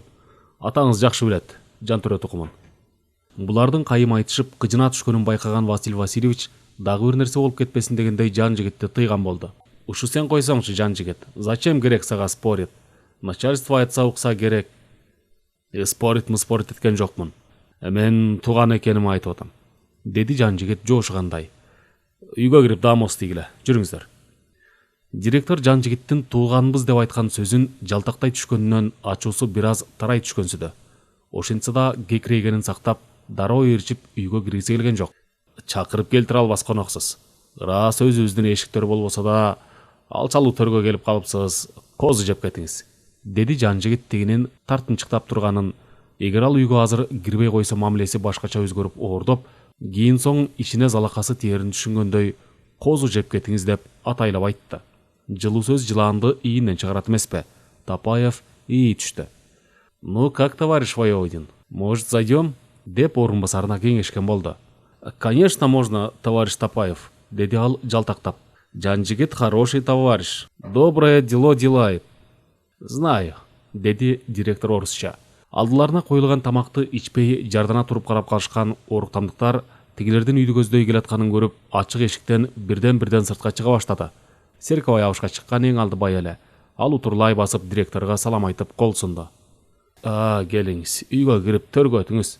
Ниети жакшы киши даяр аштын үстүнөн чыгат дейт. бекеринен бир журтка жаш болсоңуз да баш болуп жүрбөйсүз, деп көтөрө чалып койду сөз мөрлүгүнө салып Серкебай абышка. Кандай аксакал, жайыттарды жакшы көрүп атасызбы? Башка чарбалардын малы кирген жокпу? Деди директор токтой калып. Көзүбүз кашайыппы? Мына жакең баш болуп күндүр-түндүр көз салып атабыз. Хорошо аксакал, деди директор, анан беркилерге учурашты. Саламатсыздарбы? Иштериңер жакшыбы? Жакшы аксакал, деди бекиш оозуна. Үйгө кирер менен дастаркондогу ичилбей калган кеселердеги кесмени көрүп Тапаев минтти. Тамак ичкенге мишайт эткен жокмунбу? Чок аксакал, деди Серкебай абышка бекиштин аксакал деген сөзүн колдоп кубаттагандай. Бала чака кийин деле ичет. Ал жинаби, деп кемпирине кайрылды. Келинчек, кеселерди алып ээлерине бер. Өз ырыскыларын өздөрү ичсин, деди кемпир эшикке чыкпай үйдүн бурчунда турган Гүлипага. Ал дастарконго басып келип, улам бир кесени алып, тегерек жапыс стөлдүн үстүнө жыйнады. Директор кашын терген сулууча жаш келинди көзү менен улам узатып калып жатты. Муну жан жигит да баамдады. Эркектин баары эле бирдей экенбиз го деп койду ичинде. Бирок сөздү дароо башкага бурду. Молдоке, деп кайрылды Серкебай абышкага. Кадырлуу конок өзү келип калыптыр, козу жеп кетсин. Албетте. Козу түгүл, тай сойсок аздык кылбайбыз, азиз мейманга. Бир чыныдан чай ичип тургула. Козуга бата тилегенче, деди Серкебай абышка. Молдоке, сиз жакшы билсеңиз керек. Бу энем кийин сураштырып көрсөм өзүбүздүн уруктан тура. Төбөй ажынын небереси экен. Куйой дейм да. Акжал айгырдын кулуну дебейсиңби? Серкебай абышка окотер көтөрө чалып койду. Өзүбүздүн тукум турбайбы? Төбөй ажы кыз алышпаган 6 атадан болушат. Жаке сага, биз саал нарактан кошулабыз. Сөөк болуп кеткен тууганбыз. Төбөй ажынын тилмеч уулу кызматкер деп укчу элек. Ошондон болуп жүрбө садага.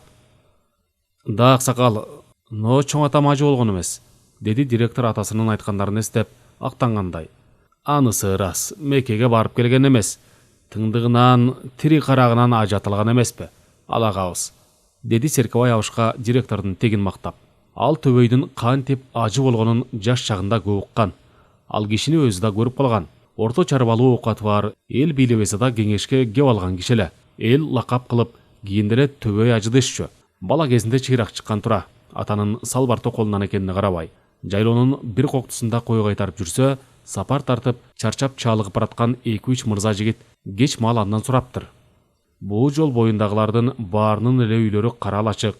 Деги силердин жакшыңар кем, кажерге конгон. Ошондо зирек төбөй тартынбай айткан эмеш. Эл сураган мыктылар тиги төрдүн башына журт которуп көчүп кетишти. Түштүк жол. Бир эле тиги төбөй ажыныкына кайрылбасаңар, андан дурусураак мейман тосчу, камчы саптык киши жок дейт. Ал ажынын конушу кайда? Деп сурашат мырзалар. Кырдашкан коктуда, дейт бала. Анан 10 чакты коюн айдап келип тигилердин артынан жөнөйт. Мырзалар кыр ашып келсе, кичирээк боз төбөл боз үй турат. Төбөй ажынын үйү ушубу? Деп сурашат мырзалар. Энеси шок уулунун кылыгы экенин дароо баамдап, кантсыда уулумун бактысы ачылганга шыба болор дегендей, "Ооба мырзалар, аттан түшүп айран ичип тургула. Ажынын келер маалы болуп калды", дейт. Ажысы жайлоонун төрүндө айран ичсе, жарыган журтка деле туш болбоппуз деп мырзалар иштеринен тымпыйышат. Арга жок чалыккан немелер буттарын сунуп, боз үйгө отуруп калышат. Аңгыча аркаларынан жетегилген төбөй 13-14төгү бозулан сары төбөл куйруктуу саксан козуну кармай калып, босогонун алдына жетелеп келип, "Канабайкилер, козго бата кылып койгула", дейт. Карашса баягы койчу бала. Шапа-шупа союп, апасы ичагардын ары бери артып сырттагы жергемеге казан асышат. Козунун булоолонгон этин чыгарып келгенден кийин апасы тигилерге кайрылыптыр. "Кечирип койгула мырзалар. Жаман иниңер тентектик кылып коюптур. Ушу жаман иниңердин аты Төбөй. Силердей мырзаларды өз үйүнөн даамсызсын деп жакшы тилек менен айткан тура", дейт. Жөн билги мырзалар да боз баланын тегин эместигине таң беришет. "Рахмат баатыр, тең ата болчу уулу экенсиң. Төбөй ажы атыңы 4 тарапка айтабыз", дешет. Эртеси айыл жакшыларынын биринин үйүндө анын ошол жоругун көпчүлүккө жарыя кылган экен. "Хажы агабыз уулун жаңыча окууга калаадагы ногойго бериптир. Кийин Оруска, гимназийге киргизиптир деп уктук бала кезде. Көрсө көз ачык тура жарыктыктын. Кызматкер болуп, конзотко директор деп укчу элек. Өзүм көргөнүм жок. Чилдей туш тарапка тарап катташпай калбадыкпы? Барбы ал агабыз уулум?" деп сурады Серкебай абышка. Бар, далег өлө. Фрунзеде турат, пенсияга чыккандан бери, деди директор. Дурус. Жакем деле сизге жат киши эмес иним, агайын. Билбести сыйлабас деген ушу. Болбосо катташып алчу туугансыңар. Ырас болбодубу келгениңиз? Деди деле сиз менен кайрылып Серкебай абышка директорго. Бир чыныдан чай ичип эшикке чыгышты. Серкебай абышка ысыкта коронун көлөкөсүнө келип топтошо ынталаган кой козуларынын ичинен куйруктуу кара козуну жетелеп келип бекишке сойдурду. Директор кызыккандай акиташ бышырган мешти карап көрдү. Кандайча бышыруунун жол жоболорун сурады жан жигиттен. Воеводин болсо жан жигиттин айтканын кубаттап, настоящий мастер, он молодец дей берди. Жан жигит сайдан көтөрүлүп келатканда ыңгайын келтирип директорго кайрылды. Айып этпеңиз, бир чети тууганчыкты, улуу экен мен, ичкилик алдыра койсом болор бекен, деп акырын шыбырай сурады. Вот билбейм, рабочийлердин көзүнчө кандай болот? Алар болбойт, өзүбүзчө отурабыз. Сай жегине көк майсанга көлөкөгө жай салдырып коем. Ну анда анча-мынча можно, конечно, коньяк болсо, деди Тапаев. Айып этпеңиз, анда Василий Васильевич барып келе койсун машина менен. Ал мага ашына, отказ бербейт. Вот как, воеводин эле мактайт десе, бөтөркүлөш турбайсыңбы? Жок, башына мамилебиз жакшы, деди жан жигит жалтактап. Пусть барса барып келсин, деди директор. Машинанын жанына келишкенде жан жигит Василий Васильевичти четке чыгарып, акырын мындай деди. Василь, директор айтты, уруксат берди. Сен сынтырга чап, 2 коньяк 6 водка алып кел. Аракы өзүмө да керек. Аванс акча алганда алып каласың, жарайт? Ну, айтты, барат, а мен карыз алат, деп воеводин машинаны айдап жөнөп кетти. Жан жигит шуруга бир шырдак 2 көлдөрөн көтөртүп алып, мештен 50 кадамдай өйдөрөк Сайталдын көлөкөлүү түбүнө жай салдырып койду. Аңгыча директор Серкебай абышка менен сүйлөшүп турду. Аксакал, чөп кандай, чабыкты баштаса болобу? Ошону көрөйүн деп келгем, деди Тапаев өзүнүн эмне иш менен келген жөнүн айтып. Ал жылына бир эле жолу бияка келчү. Былтыр да чабык маалында келип кеткен. Чөп быйыл жакшы, ыңкыл чыкты. Бир аз эрте чабыкка. Байгарагайдын шалба чөбү али кара кочкулдан элек. Бир жумадан кийин жетиле тиним, деди Серкебай абышка. Да, анда управляющийлерге заказ бериш керек, деп койду өзүнчө директор. Пусть рабочийлерин бөлүшсүн чабыкка. Алчалуу төрдүн чөбү кандай, аксакал? Алчалуу төрдүн чөбү деле жаман эмес, бирок шалбасы азыраак эмеспи? Деди Серкебай абышка. Аңгыча алардын жанына жан жигит келип калды. Верно, шалбасы аз. Ошол алчаларды бүт кыйуу керек. Жайыт, шалба завоевать надо. Быйыл төрүнө жетебиз кыйып, деп мактангандай сөз кыстарды жан жигит. Очень хорошо. Биз жаратылыштан ырайымдуулукту күтүп отура албайбыз. Анын байлыктарын тартып алуу биздин милдетибиз деген Великий Мичурин. Биз тартып алуубуз керек, деди Тапаев студент кезинде келечектеги айыл чарба артисттеринин кулагына кумдай куйган теорияны кайталап. Россияда ала кандай жерди айдоого жана шалбага айландыруу үчүн карагайларды кыйып, бадалдарды выкорачивать эткен. Азыр да ошентишет. Токойлуу жерлерде ырайымдуулукту күтүү бизге жарабайт. Ну, возьмем карагайда. 50 жылда араң чегедекке жарайт, 100 жылда устун болот. А бизге малга жыл сайын тоют керек, жайыт керек. Шалбага айлантып алсак, чөп жыл сайын чыгат. Малдын санын, азыгын көбөйтөбүз. Вот биздин милдет. А жапай алчанын кимге кереги бар? Эч кимге кереги жок, эч кимге. Тапаев булардын көзүн ачып жаткандай, өзүнүн көптөй эле турганын көрсөткүсү келгендей эргип, чын дилинен ынандыргысы келди. Жан жигит менен Серкебай абышка туура айтып жатасыз дегендей баштарын ийкешти. Вот, сиз 2 жакшы иш кылып жатасыз, деди директор жан жигитке кайрыла сөзүнө машыл болуп. Биринчиден акиташ бышырып, товарищ воеводин айтып жүргөндөй элди агартып атасыз. Үйлөрдү, имараттарды, мектеп оорукананын баары акталып атат. Атүгүл тоо таштардагы ураандар да акталып, элди мобилизациялап жатат. Совхозго акчалай пайда да берүүдө. Бул бир. Экинчиден, бадал алчаларды кыйып, жайыт, шалба жасап, чарбанын келечегине чоң иш кылып жатканыңызды өзүңүз билбейсиз. Эң башкысы вот мына ушунда. Рахмат иним. Айып өтпейсиз ини дегенге. Рахмат эмгекти баалаганыңа, деди жан жигит жетин албай. Кең болордун ачуусу бар, кеги жок. Данышмандын курбусу бар, теңи жок дешчү илгеркилер, деди Серкебай абышка жайпактап. Баягы деп келгенде тиге экөөнүн анча-мынча сөз менен серпише түшкөнүн кулагы чала калган эле. Эми ошону биротоло көңүлүңөргө албагыла дегендей кыязда айтып отурат. Аргымагат кимде жок, жүгүрбөсө тайча жок. Агайын тууган кимде жок, сыйлашпаса жатча жок деген тура акылмандар. Анын сыңарындай айланайындар, агайын болуп жүргүлө. Жалдуу бир айгырдын кулунусуңар, жат эмессиңер. Ошон үчүн башыңарды бактарып отурат. Жүрүңүз, тияка жай салып даярдап коюшту. Суунун жээгине көлөкөгө бир аз бут созуп эс алыңыз. Дайранын шоокумун угуп, шапатасына сергин. Азыр барам. Бир-эки ишти табыштап коеюн, деди Жанжигит директорду узатып. Анан Серкебай абышканы бөлүп чакырып минтти.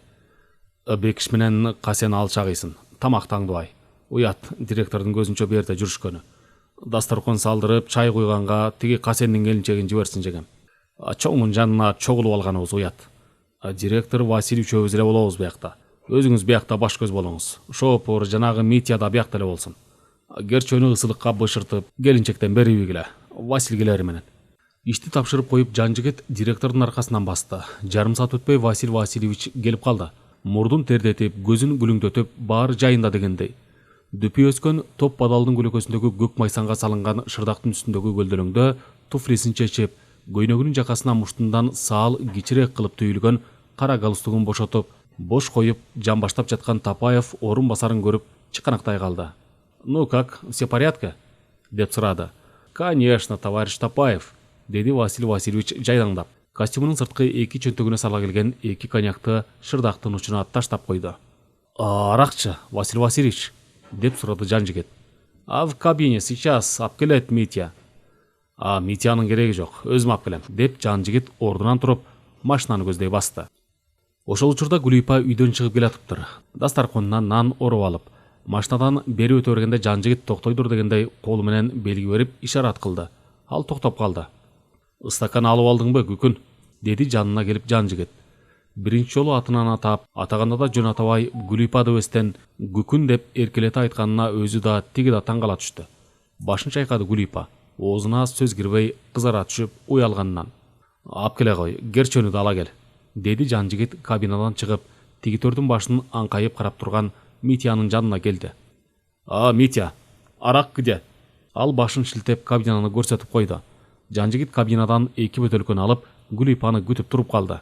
«Митя, ушу сени стариктердикине кир, тамак аша», деди Жанжигит шофёрго. «Мен потом беш бармак ашайт», деди тиги. Аңгыча Гулипа да келип калды. Ал унчукпай Жанжигиттин аркасынан ээрчип басты. «Директорго өзүң чынысын берип тур, Күкүн. Бир келген мейман экен, таарынтпай узатып коелу». «Түштөн кийин отту мен жакмакмын, кезек боюнча», деди Гулипа.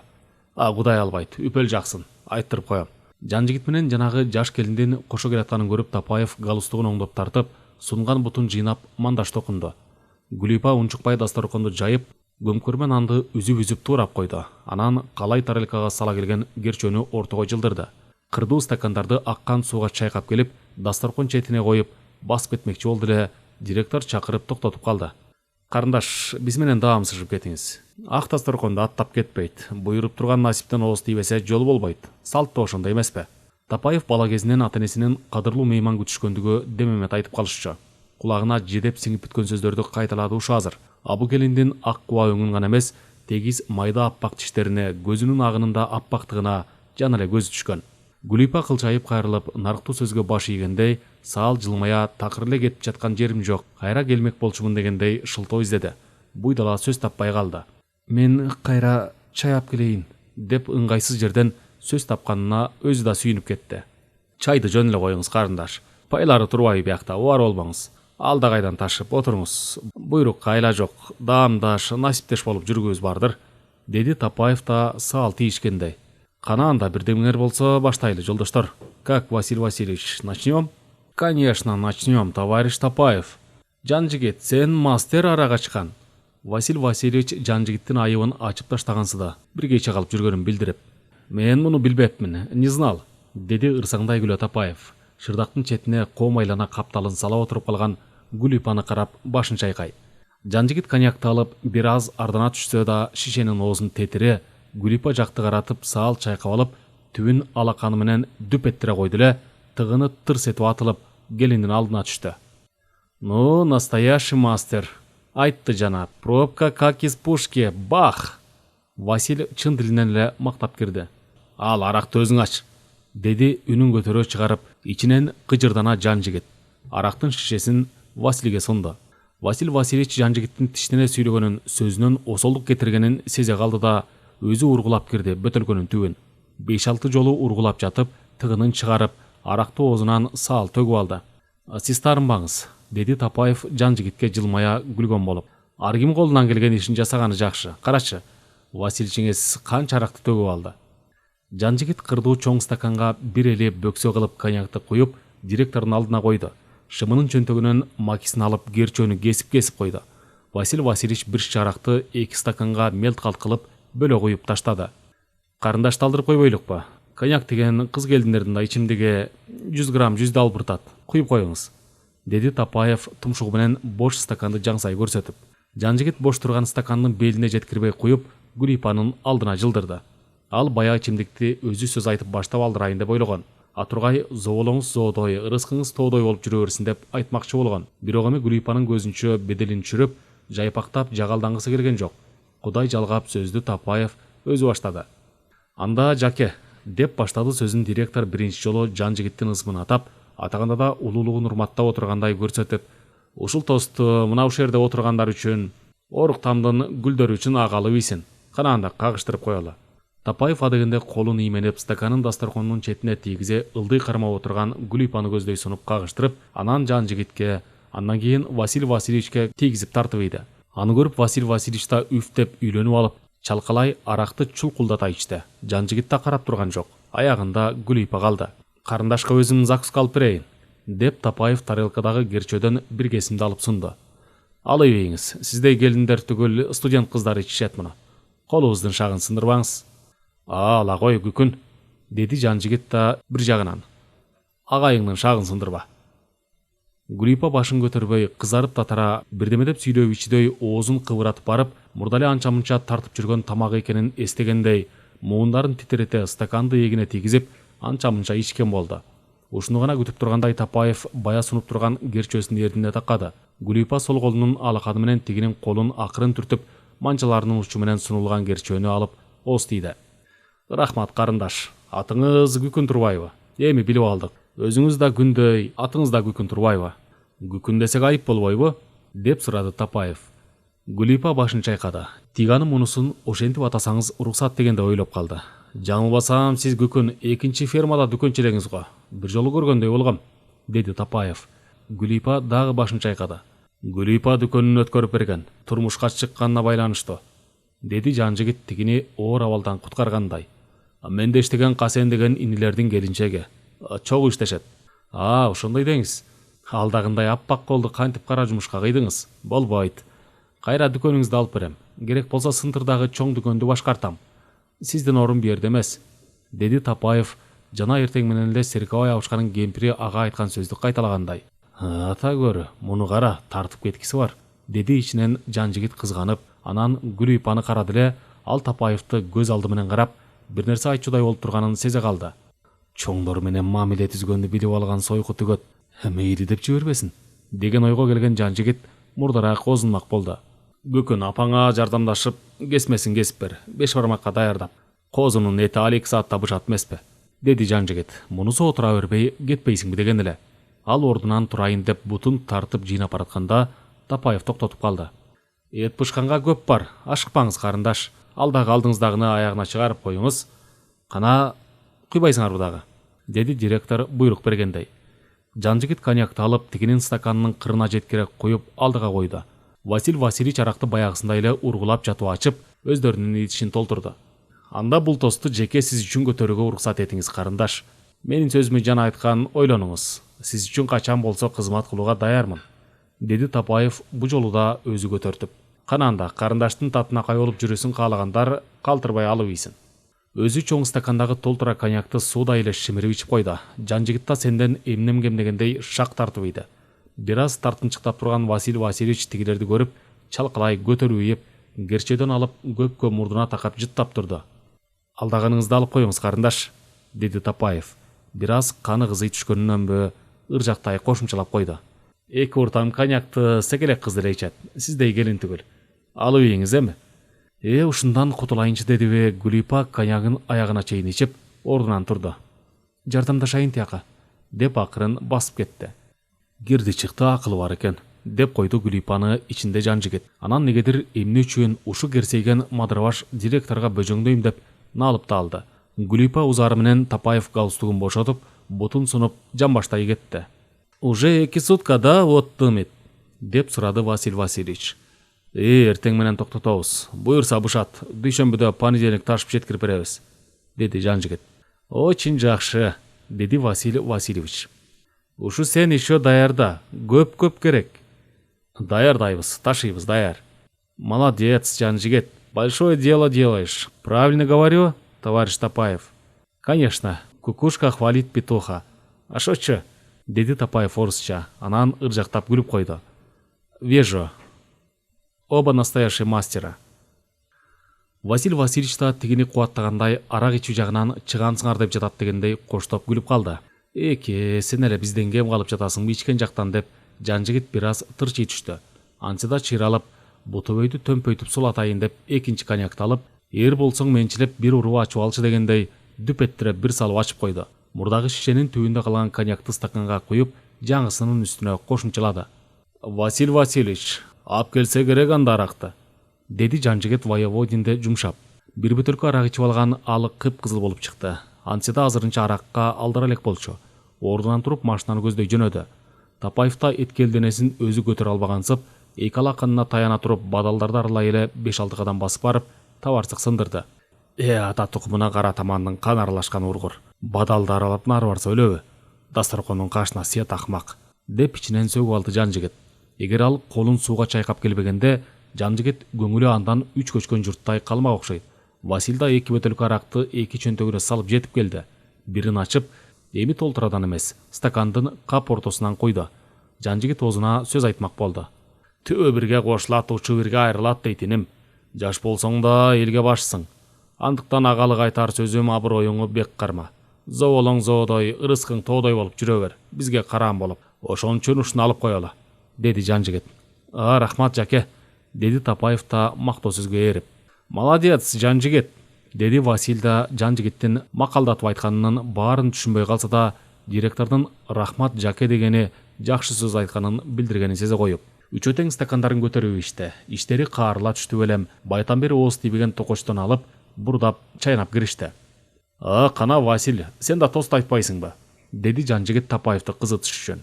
Айтат, конечно, мен да айтканды билет, деди ал. Анан өзү куя баштады ичкиликти стакандарга. Тогда меники тост ушундай. За нашего уважаемого товарища Тапаева, нашего совхозного Чапаева. До дна. Ура! Дагы көтөрүштү алар. Кайрадан токочтон бурдап жей башташты. Жан жигит ордунан туруп, этти чыгарып келейин, бышып калды, деди. Ал үй жакка барып этти чоң чарага толтура салдырып, башын үстүнө коюп, серковай абышкага көтөртүп, бир чоң табакка сорпо койдуруп, шуруга карматып, өзү алдыга түшүп дасторконго ап келдирди. Гүлипа келди аркаларынан чыны, тарелкаларын көтөрүп. Молдоке, өзүңүз да отуруңуз дасторконго, деди жан жигит серковай абышкага. Шуру менен Гүлипа кайра кетишти. Тапаев Гүлипанын аркасынан карап узатып калды. Абышка болбогондо тийишип отур демек. Серковай абышка карчыганы тилип, ар кемесинин алдындагы тарелкаларга салып койду. Анан башты алып Тапаевдин алдына койду. Жамбашты жан жигитке, жото желекти Васильге салып койду. Куймулчакты өзүнө алды. Жан жигит дагы бирден айлантып, ичкилик койду. Ой кызым, ыйлаба. Кана анда эттин алдында муну ишибиздеги ийгилик үчүн ичели. Айып өтпеңиз молдоке, деди жан жигит. Эмнеси айып? Шарапты пайгамбарзадалар ичкен. Кусуп макирөө кылбаса адал тамак бу деле, деди серковай абышка. Ушуну гана күтүп тургандай үчөө тең көтөрүп ийишти. Алдыларындагы эттерди тамшана жей башташты. Тапаев кабырганы сыйрып жеп болуп, башты так чыкыйынын төбөсүнө бычактын учун матырып, ветврач эмеспи, жик-жиги менен майдалап бөлүп, мээсин өзүнчө чыгарып заматта тарелкасына салып койду. Буга серковай абышка да жан жигит да таң кала түштү. Бали, жакшы өнөрүң бар экен иним, деди серковай абышка чын дилинен эле. Асыл башты алдагынтип жиги менен алтыга бөлүп ажыратмак түгүл, кулагын кесип жегенди билбегендер көп казыр кызматчылардан. Нарк билген, салп билгендин тукумунун колунан келет мындай өнөр. Алдына баш тартылбаса атасынын башын билеби, 60ка чыкса да. Баракелде өнөрүңө. Серковай абышканын сөзү Тапаевге жага өрбөй калды. Бир чыкыйын көзү менен жан жигиттин тарелкасына салды. Бирин өзүнө калтырды. Ажыратылган тумшук жагынын учун Васильдин тарелкасына мээни эт кабыгы менен серковай абышканын алдына койду. Бу да жөн билгилгиле. Дагы бирден көтөрүштү ичкиликтен. Серкебай абышка этти майдалап тураганча, өгүз суу ичкендей ичеткен ичкиликти иттин баласы. Буга түтө турган эмес, теңелип да болбойт, деп таң берип койду ичинен жан жигит. Бири табак сүзүлгөн кесмени алып, бири дагы бир чоң чыныга сорпо коюп көтөрүп Гүлипа менен Шуру келди. Серкебай абышка чарадагы тууралган этпке кесмени салып аралаштырып, чык кылып сорпону койду. Чаранын кап ортосунан 5 бармак болуптур. Отургула силер да, деди Тапаев текелеринен турган Гүлипа менен Шуруну көпкө тиктей карап. Өздөрүнүн табагы бар биякта, деди Серкебай абышка. Бара бергиле, меймандар отургандан кийин жыйнап аласыңар. Тигилер кайра жөнөп кетишти. Жолдо Шуру Гүлипага минтти. Келинчек, сен жанагы өгүздөй пышылдаган немени урдуна карадың. Ал да сени көпкө ошентти. Эмне мурда билесиңби? Ай, Шукентай ай, зирексиң да зирексиң. Сен эмне карабайсың ошентип мени? Карачы ошентип мени. Өп койсоң, Ай, апендим десе, энең уруксат бербедиби? Өпсүн деп. Анткен жок, калп айтасың. Буйрбасын, уруксат берди. Сурайман да эремен. Калп айтам, дебиди Гүлипа азыр эле барып айтып ийет экен деп. Жан жигит 5 бармак менен дагы 2 жолу ичимдик көтөрттү. Тапаевдин чечекейи чеч боло түштү. Көп сүйлөп, Серкебай абышкага да жан жигитке да ызалыгын билдирип, жардамын бере турганын кайра машинага түшүп узап кеткенче айта берди.